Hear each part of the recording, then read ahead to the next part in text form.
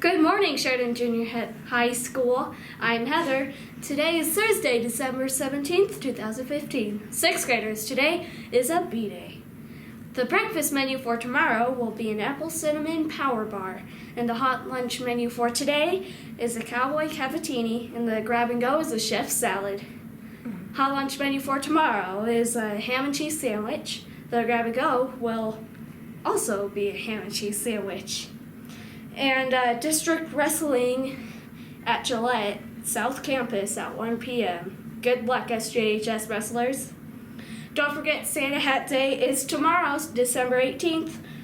Put on your Santa hats. And the FCA will be meeting tomorrow at 7:30 a.m. in Miss Paulson's room. Everybody's welcome. And the Sheridan College's boys basketball camp will be January 2nd, 2015. Pick up an application and information is in the office. And now for breaking news. Now, we're stepping inside the world of virtual reality. Virtual because what you see inside a headset is not exactly what you'd see in person. But as VR becomes more mainstream, there are concerns that hackers or criminals could take advantage, that without defined laws, people in general would behave differently in virtual worlds, that folks could get addicted to them and miss out on real life. But Brian Stelter believes the technology's worth a look. It could be the biggest leap in capturing our world since the photograph. This is virtual reality. Now, when you hear VR, you might imagine people wearing headsets, turning their heads and waving their arms. You might think it's a joke, but when you actually see it, when you try it, you stop laughing. All around the world, engineers are fine-tuning technology that immerses you in a 3D, 360-degree experience. Giants like Facebook are betting big that we'll all be strapping goggles to our heads and flailing around in the next few years. And Oculus is the company leading the way. I think that virtual reality has the potential to be the most connecting technology of all time. 23-year-old Palmer Luckey created Oculus as a teenager working in his parents' garage. I got into VR not because I was looking for the next likely financial return, but because I was a science fiction enthusiast who was entranced by the idea of virtual reality and using VR, particularly for video games. In 2012, Luckey used Kickstarter to try to keep his project afloat. Make a pledge and help us change gaming forever. And he ended up raising nearly $2.5 million. We were one of the most successful crowdfunding campaigns at the time, not because a bunch of Hollywood studios or a bunch of electronic mega corporations came in and said, this is our next feature we're going to use to sell people new TVs. It's because people said, we really want that.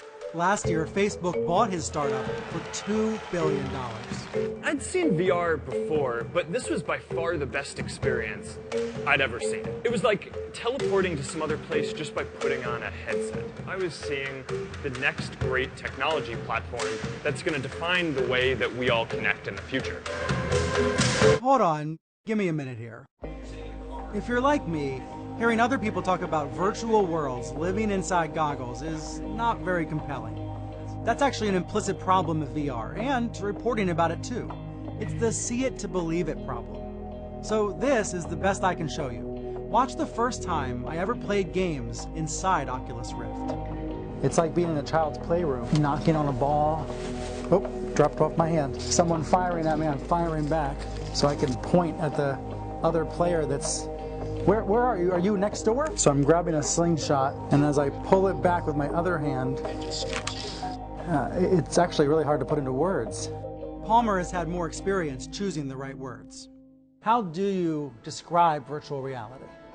Virtual reality has that power to really allow you to do anything. Anything you can imagine doing in the real world, you can do, plus a whole set of experiences that are not possible in the real world. Right now, VR is mostly about gaming. But you can hear where Luckey's going with this. Movies in VR, live news events in VR, even face-to-face meetings.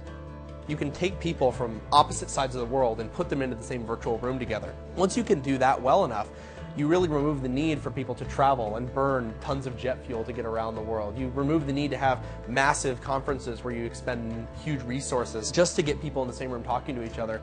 So will his dream come true? Well, Oculus is not the only player in this virtual space. Sony has Project Morpheus, HTC has Vive, And then there's Microsoft's HoloLens, VR startup Magic Leap, and Google Cardboard, a cheap headset that uses your cell phone as the display. But virtual reality doesn't always come cheap. The Oculus Rift system is expected to cost $1,500. I think our biggest challenge is driving the quality up and the cost down. The public might reject VR the same way it rejected 3D TV. But Oculus has the potential to change the very definition of a screen. Because when you're looking at virtual reality, you forget you're looking at a screen at all. Now please stand and join me for the Pledge of Allegiance. I pledge allegiance to the flag of the United States of America and to the republic for which it stands, one nation under God, indivisible, with liberty and justice for all. And that's all for today. I'm Heather. Remember to always be safe, respectful, responsible, and be boldly kind.